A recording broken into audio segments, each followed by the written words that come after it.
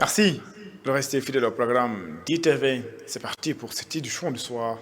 Les titres. 4 morts et 3 blessés dans un accident survenu à Bignona. Un véhicule 7 places est entré en collision avec un camion de transport d'eau aux déchets. L'enseignement supérieur perturbé dès ce lundi. Le syndicat autonome de l'enseignement supérieur décrète 48 heures de grève pour exiger le respect des accords signés. Zarco, Gris-Bordeaux, l'affiche de ce dimanche à l'arène nationale. Le troisième tir de face à son destin. Zarco, qui est sur une bonne lancée, lui promet le feu. Voilà pour les titres. Le développement, c'est dans une poignée de secondes.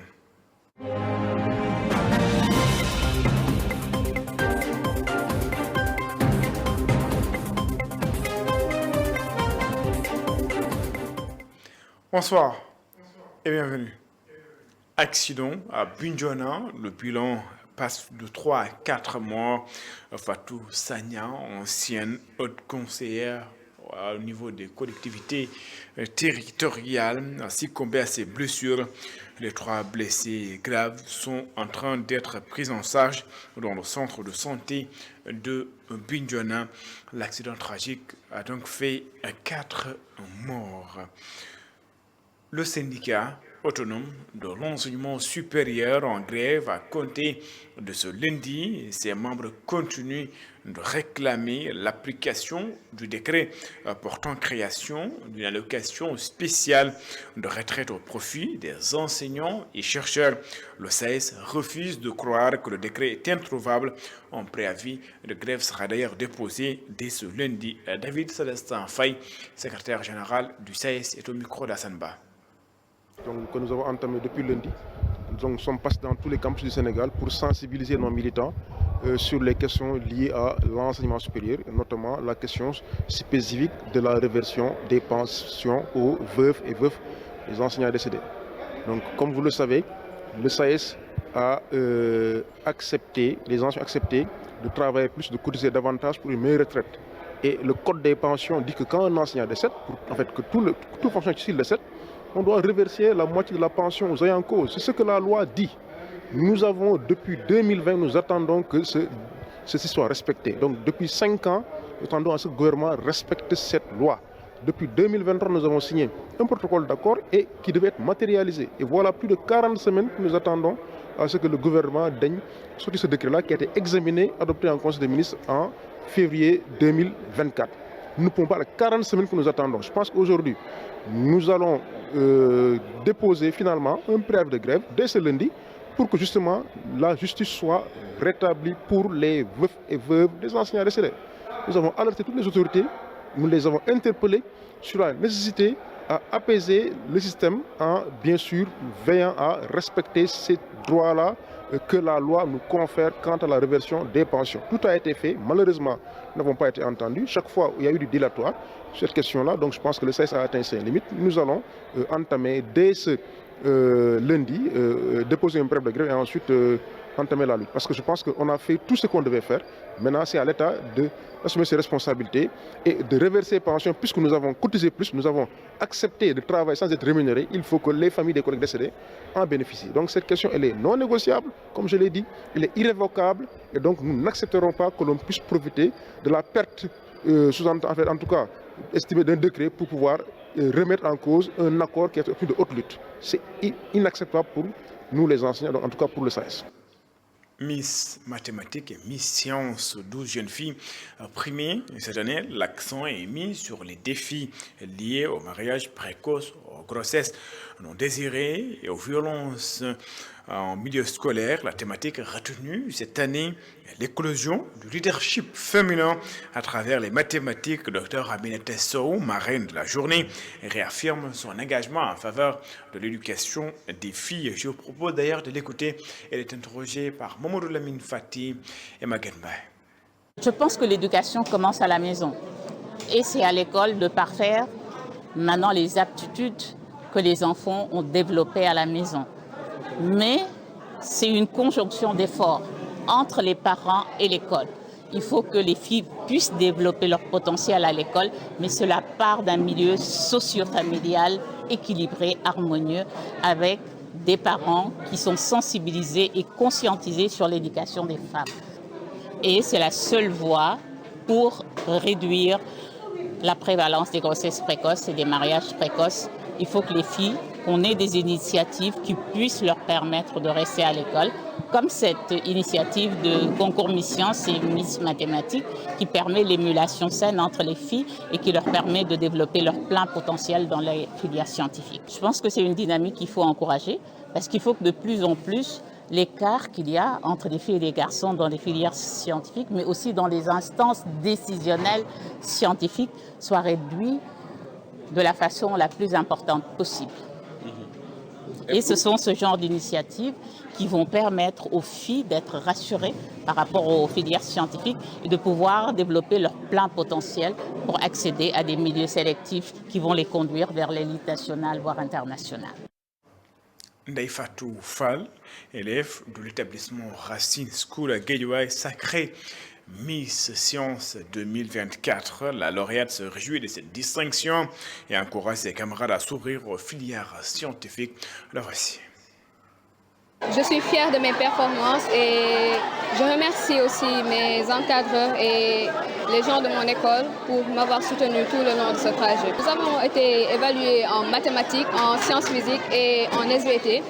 Les épreuves étaient faisables, mais aussi c'était d'un autre niveau, plus élevé que ce qu'on faisait en classe, mais c'était faisable avec un peu de persévérance et de courage.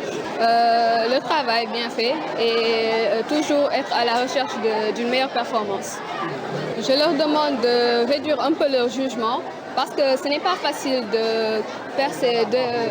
ce n'est pas facile de continuer en tant que jeune fille sans vraiment faire de dérapage, mais aussi je demande aux jeunes filles aussi de savoir que leurs parents comptent sur eux pour continuer leur lignée et tout. Il faut sensibiliser les jeunes filles, mais aussi les prendre en charge en cas où il n'y a plus d'espoir. Le président de la République a pris part à la 61e édition de la Ziara annuelle dédiée à Thierno Mountakha Taha Tall à Louga. Le chef de l'État a réaffirmé ici la volonté du gouvernement à accompagner les familles religieuses et à travailler pour l'unité et la cohésion. Le chef de l'État que je vous propose d'écouter, il est ici au micro de Mam Abdou Bodian et de Djibisson.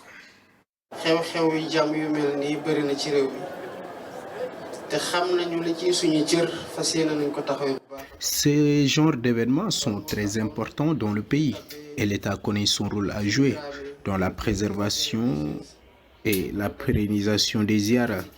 C'est pour cette raison que j'ai ordonné au directeur des affaires religieuses, Jim Dramé, de venir vous rendre visite, ainsi que les autres khalifes généraux, pour vous expliquer la quintessence et l'essentiel de la direction des affaires religieuses.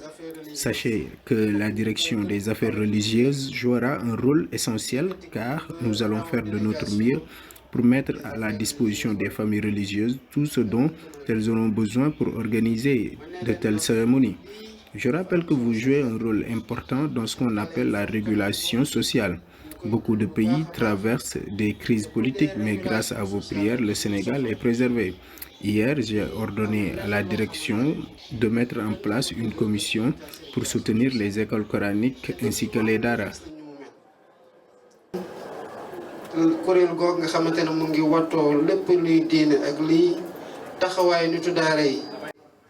Le président de l'Assemblée nationale lui a également rendu visite au khalife général de la famille omarienne, Thierno Bachir Tall, à l'occasion de la ziara annuelle de Thierno Mountakha Taha Tall. El Malik Ndiaye salue le rôle des guides religieux. Il est également revenu sur le kidnapping de Thierno Hadi Tall. C'est au Mali, plus précisément à Nioro. Le président de l'Assemblée nationale s'est également rendu chez Serigne Abassal et Mam Cheikh Mbaye. C'est dans le cadre de la tournée chez les foyers religieux du président de l'Assemblée nationale. Je vous propose de l'écouter. Il est au micro de Mam Abdou Bodian et de Djibisson. Aujourd'hui, nous venons solliciter vos prières pour le président de la République, Bassirou Diomaye Faye, le Premier ministre Ousmane Sonko et tous les dirigeants afin qu'ils réussissent.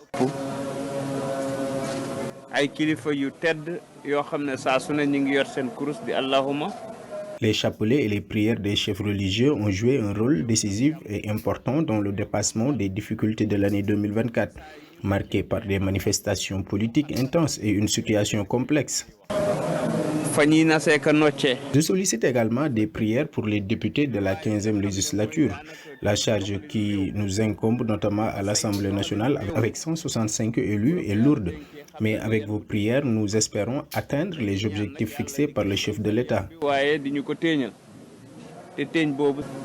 Président Bassirou Diomaye Diakhar Faye dox na ci ay jéego joxe na ci ay ndigal.